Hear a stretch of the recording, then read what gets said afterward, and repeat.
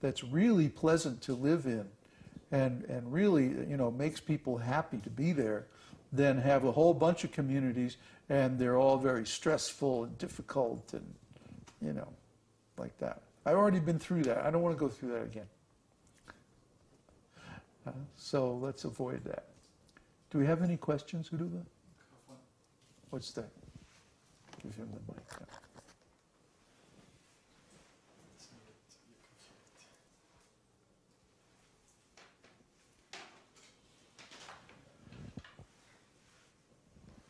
Question from Mother Swati. Please accept my humble obeisances, Babaji.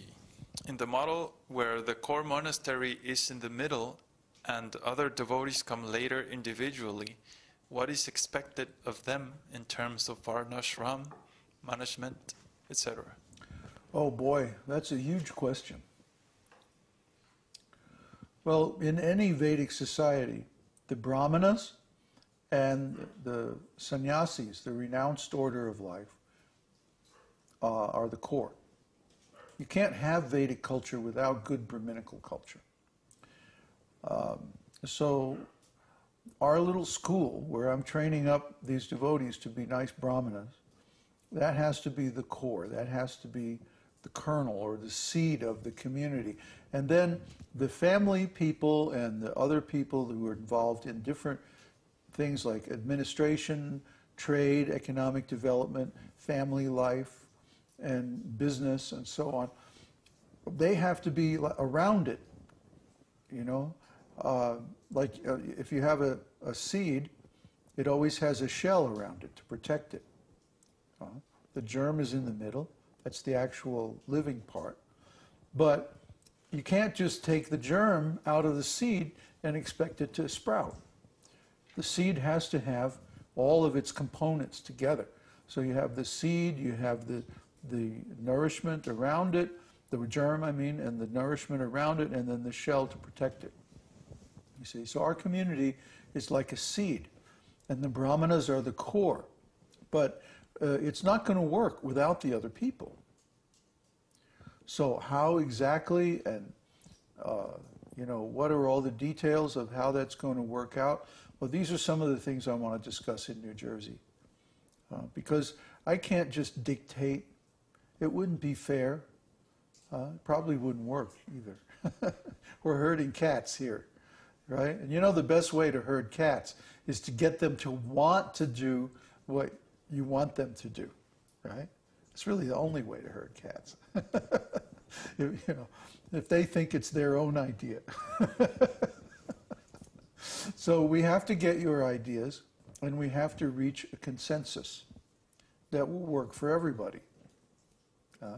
That's why I only invited a certain group of people to discuss these things, and because I don't want to open the discussion to people who are not going to be affected by it. You know, it's really none of their business. But if you're going to come to the Janmāṣṭamī festival, and if you're later on planning to come to India, and you can be there and you can actually participate in the discussion, then you need to be a part of this discussion group. So let me know. I don't think I missed anybody, except it wasn't clear. It's still not clear if Mother Melissa's going to come. And somebody else. Who's it? Oh, Peter. I think Peter's going to make it, though. He's going to make it somehow or other. So anyway, I thought I had invited everybody else to join this group on the India Land Trust thing. Basically, my idea is, okay, we have already received a certain amount of donations. And like I said, this is not a good time to buy land. So we have enough assets to go to India and rent a place and live for a year, let's say, and still have enough left over to buy land. And we can afford to wait, and I think we should wait until land prices come down to a reasonable level. everyone is expecting a correction in land prices next year. I think that's quite reasonable, and that's what's going to happen. So what I'd like to do is to go to India, rent a house for a year or so in a nice location like Kotagiri or someplace like that up in the hills, and look around. Start finding out where the good places are, where we would want to be. And then when the prices come down to a reasonable level, we'll go ahead and buy some land. Or maybe we get some donated. I don't know. You know, who knows what Krishna's got up his sleeve. But we're going to take our liquid assets and put them into gold because everybody seems to think there's going to be a currency crash. And I agree, you know, it looks to me like that's what's happening. So we want to get out of any kind of paper assets, except maybe just enough cash, you know, to live on for a while, and put the rest of our assets in gold and ride out the devaluation. So since we're going to do this strategy, we also want to offer that we're going to have to manage all this anyway. So we also want to offer to our community members the chance to do the same thing. You know, we're going to be going to India, we're going to be buying gold, we're going to be arranging secure storage for it, and so on and so on.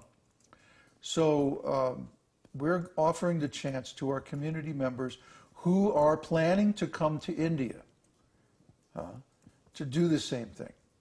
That means after a year or so, your money will, the value of your assets will multiply by, I would say, of some factor between 2 and 5 times the purchasing power of land that they currently have. So this is our idea for land trust. And then the idea is the monks will have their piece of land where they do, you know, monk-type things. And then the families will have their own pieces of land nearby or next door or something like that. And that they will buy this land from the proceeds of the land trust investment. And we need to work out all the details of how that's going to work. You know, that we can start talking about those details online. I don't want to dictate how this is going to work. I want everybody to be happy enough with how we set it up and how we write the bylaws so that they feel comfortable about getting involved. Not that I want to handle or determine all the details myself. We should talk it over and get everyone's best idea and then see what the consensus is. And we can't do that. We can do the preparatory work online. We can put the results of our research and our different opinions online. But then when we actually physically meet together, we can come to some conclusion, some consensus. So that's my idea.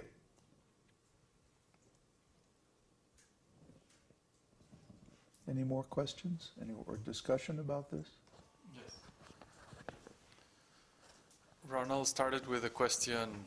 Please accept my humble obeisances, Babaji. How's the varṇāśrama system in India where you're visiting? Are they doing good? And then Prasad commented, Ronald, actually in Tamil Nadu, the political party in rule has the ideology of Dravidian movement. They don't like Brahmanas very much. And then there was a exchange. Indira said, you're right in a way, Prasad. Most of it's political propaganda. Most of it's political propaganda. But the number of temples are increasing by the day. And like that. Okay. Well, political propaganda aside, you know, that what they're trying to do is create a feeling or mood of nationalism to South India, you know, like a state nationalism. In India, you have all these different states, and some of them, like Punjab state, they're Punjabis, and they have the Punjab religion and Punjab style of dressing, and Punjab style of cursing, driving taxi. But you know, and then in Amritsar they have the Sikh style, and then you know you go up in Rajasthan, it's a different style, and in Gujarat a different style, Bengal. All these places have their own culture and their own style.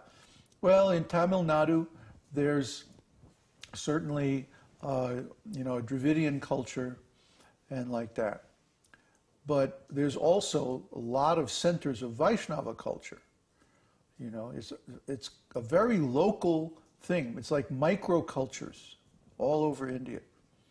You know, and you go from one village to another, and they're all different.